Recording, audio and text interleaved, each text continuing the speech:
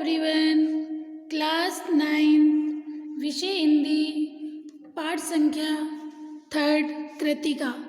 कृतिका पुस्तक का 3rd lesson. Dear student, previous class में हमने यहाँ तक पढ़ा कि किस तरीके से लड़के वाले गोपाल प्रसाद और शंकर रामस्वरूप बाबू के घर पे आते हैं और उमा को देखने के लिए, और उमा आती है और उमा से किस तरह लड़के का पिता क्वेश्चन करता है। उससे पूछा जाता है, देखिए यहाँ से, कि जी रामस्वरूप जी, हाँ सितार भी और बाजा भी। गोपाल प्रसाद उमा के बारे में कहते हैं कि चाल में तो उसकी कुछ खराबी नहीं, क्योंकि वो चल के आई है, ठीक है, चेहरा भी सुंदर है। अब वो पूछ रहे हैं, क्या आपको सितार बजाना आता है, सुनाओ। तो उमा एक आध गीत सितार के साथ उमा सितार उठाती है। थोड़ी देर बाद मीरा का मशहूर गीत मेरे तो गिरधर गोपाल दूसरों ना कोई गाना शुरू कर देती है। स्वर से जाहिर है कि गाने का अच्छा ज्ञान है। उसके स्वर में तत्लीनता आ जाती है, यहाँ तक कि उसका मस्तक उठ जाता है और उसकी आंखें शंकर की जेबती सी आंखों से मिल जाती हैं और वह गाते गाते एक साथ रुक जाती है। देखिए, उमा से पूछा जा रहा है कि क्या इसे गाना आता है। उमा को गाना गाने के लिए कहा जाता है तो वो मीरा के पद गाती है, मेरे तो गिरधर गोपाल, और गाते गाते अचानक से उसका ध्यान शंकर की झेपती आंखों से मिल जाता है। तो बेटा देखिए, वो क्यों एकदम शंकर की ओर देखते ही रुक जाती है, इसके पीछे भी कोई बात है, वो मैं आगे आपको अभी बताऊंगी कि क्या रीज़न था। देखिए क्यों, क्या हुआ, गाने को पूरा करो उमा, रामस्वरूप बोलते हैं। लड़की का पिता लड़की से बोलता है उमा से कि बेटी आप गाना गाते गाते चुप क्यों हो गए। गोपाल प्रसाद, नहीं नहीं साहब, काफ़ी है, लड़की आपकी अच्छा गाती है। उमा सितार रखकर अंदर जाने को उठती है।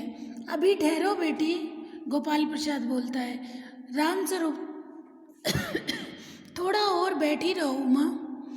उमा, तो तुमने पेंटिंग वेंटिंग भी।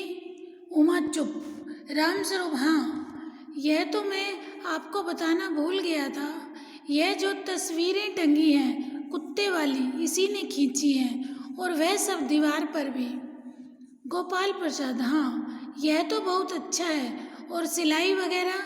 सिलाई तो सारे घर की इसी के जिम्मे रहती है, यहाँ तक कि मेरी कमीज भी। देखिए, लड़के का पिता उमा के बारे में पूछ रहे, कह रहे कि चाल डाल तो ठीक है, ठीक है, रंग रूप में भी सुंदर है, गाना आता है, गाना गा के भी उसने सुना दिया, पेंटिंग वगैरह आती है। फिर उसके बाद पूछ रहे सिलाई वगैरह तो आती है। तो सारे जवाब गोपाल प्रसाद, ठीक है, लेकिन बेटी तुमने कुछ इतना इनाम भी जीते हैं। अब वो उससे पूछ रहे हैं, क्या तुमने स्कूल में इनाम भी कहीं जीते हैं। उमा चुप। रामस्वरूप इशारे के लिए खांसते हैं, लेकिन उमा है उसी तरह गर्दन झुकाए। गोपाल प्रसाद अधीर हो उठते हैं। रामस्वरूप सक पकाते हैं। रामस्वरूप, जवाब दो उमा। हाँ जरा शर्माती है।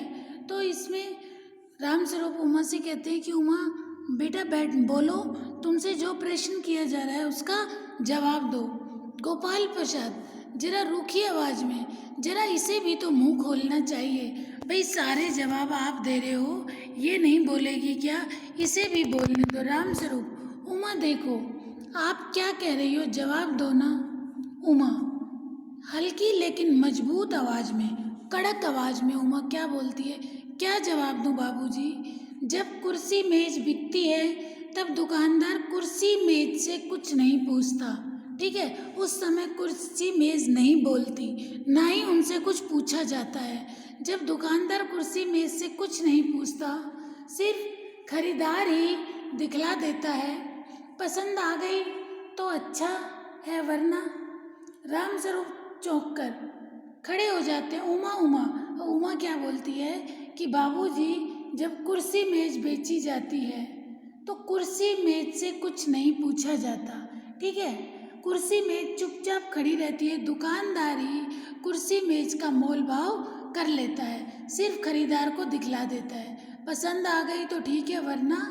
रामस्वरूप चौंक कर खड़े हो जाते हैं। उमा अब मुझे कह लेने दीजिए बाबूजी, ये जो महाशय मेरे खरीदार बन के आए हैं। उमा बोलती है बाबूजी, ये जो महाशय मेरे खरीदार बन के आए हैं, अर्थात ये जो मेरा रिश्ता करने मेरे से आए हैं, इनसे ज़रा पूछिए कि क्या लड़कियों के दिल नहीं होता, क्या उनके चोट नहीं लगती, क्या वे बेबस भेड़ बकरियां हैं जिन्हें कसाई अच्छी तरह से देखभाल कर, ठीक है। गोपाल प्रसाद ताव में आकर, बाबू राम स्वरूप, आपने मेरी इज्जत उतारने के लिए मुझे यहाँ बुलाया था। उमा पूछती है कि पिताजी ज़रा इनसे पूछिए कि क्या लड़कियाँ कोई भेड़ बकरी हैं क्या, कि कसाई अच्छी तरह उन्हें देखभाल कर। उमा तेज आवाज में, जी हाँ, और हमारी बेइज्जती नहीं होती तो आप इतनी देर से आप नाप तोल कर रहे हैं। उमा ने कहा, क्या इतनी देर से आप ये जो नाप तोल कर रहे हैं उसमें क्या हमारी बेइज्जती नहीं होती?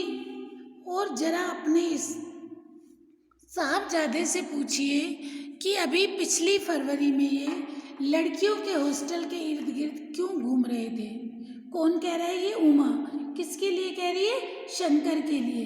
क्या कह रही है कि आप अपने इस साहबजादे से पूछिए कि फरवरी में ये लड़कियों के हॉस्टल के इर्द गिर्द क्यों घूम रहे थे और वहाँ ये कैसे भगाए गए थे। शंकर, बाबूजी चलिए। गोपाल प्रसाद, लड़कियों के हॉस्टल में? क्या तुम कॉलेज में? देखिए गोपाल, जैसे उसने कहा ना लड़कियों के हॉस्टल में के बाहर ये क्या कर रहे थे, क्यों घूम रहे थे, तो अचानक से राम स्वरूप कहते हैं कि क्या तुम कॉलेज पढ़ी हुई हो? भाई तुम वहाँ कॉलेज के बारे में तुम कैसे जानती हो? कौन कहता है? राम स्वरूप। राम स्वरूप को अचानक से सुनकर, ये जो कॉलेज का नाम सुना तो सुनकर उसे ये लगता है कि कॉलेज, क्योंकि उन्हें तो क्या था कि कम पढ़ी लिखी लड़की चाहिए थी। अब कॉलेज का नाम सुन के, और यहाँ उमा के पिता ने उमा की पढ़ाई को छुपाया था। लड़कियों के हॉस्टल में क्या तुम कॉलेज पढ़ी हो? राम स्वरूप चुप। उमा, जी हाँ, मैं कॉलेज पढ़ी हूँ। उमा ने क्या कहा?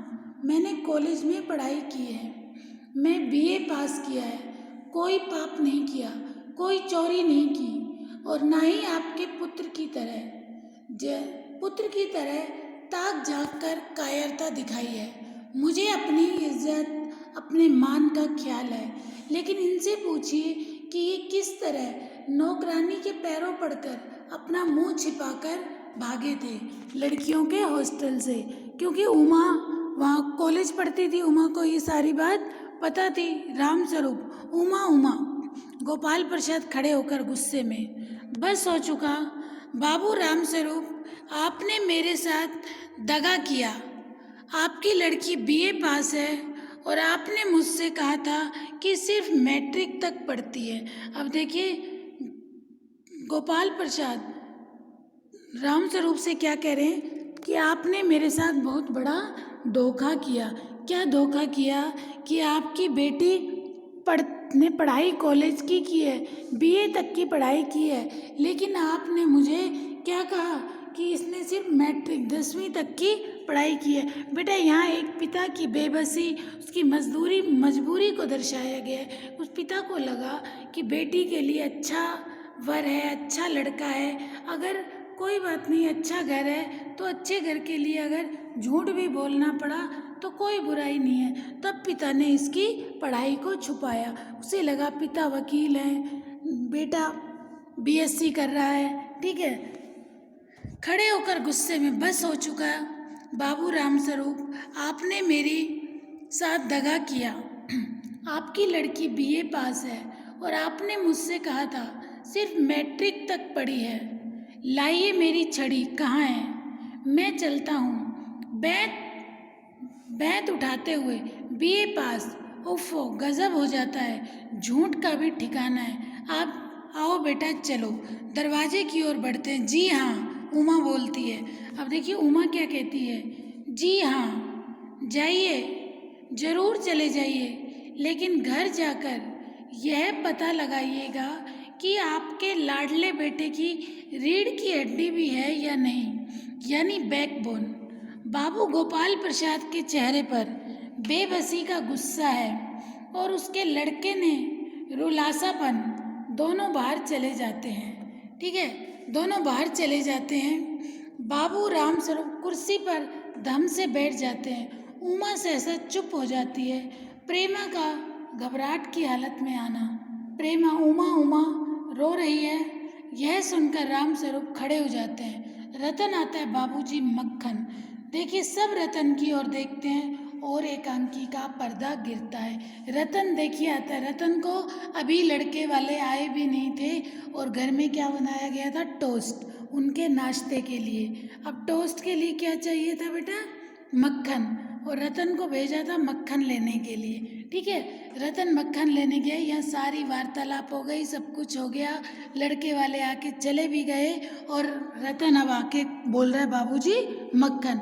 ठीक है, अब देखिए इसमें उमा ने जो अपना, उमा का जो व्यक्तित्व है वो यही दिखाता है कि उमा की तरह ही हर लड़की को, ठीक है, ऐसे विरोध करना चाहिए, गलत का विरोध करना चाहिए। वास्तव में लड़की कोई वस्तु नहीं है कि जिसे खरीदा या बेचा जा रहा है। ठीक है, उसकी भी भावनाएं हैं, उसके अंदर भी दिल है, उनसे भी पूछा जाना चाहिए।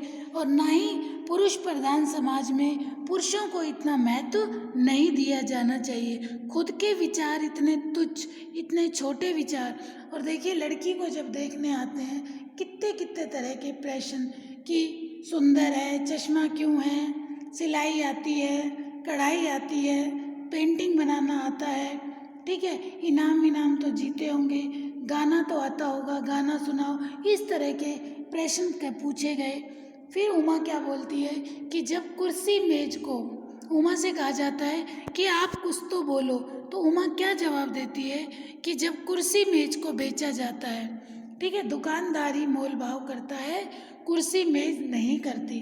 ठीक है, तो मैं क्या बोलूँ। तो इसमें यही बताया गया है कि लड़की कोई वस्तु नहीं है कि जिसकी कीमत लगाई जाए, उसका मोल भाव किया जाए, बल्कि उनकी भी इच्छाओं को पूछना चाहिए, उनके अंदर भी भावनाएं होती हैं। ठीक है, तो उमा जो है इस कहानी का जो प्रमुख पात्र है वो क्या, कौन है, उमा। और ये पूरी कहानी उमा के इर्द गिर्द घूमती है और ये हमें प्रेरणा देती है कि वर्तमान समय में भी लड़कियों को उमा की तरह ही होना चाहिए। ठीक है बेटा, ये चैप्टर कंप्लीट हो गया आपका। ओके कोई भी डाउट हो बेटा, अपने डाउट ज़रूर क्लियर करना, और जिस दिन वीडियो आती है उस दिन आप उसी दिन सुनिए, समझो और अपनी बुक से इस पूरे चैप्टर को रीडिंग लगाना। ठीक है, कोई डाउट हो तो अपने डाउट ज़रूर क्लियर करना। ओके बेटा, थैंक यू।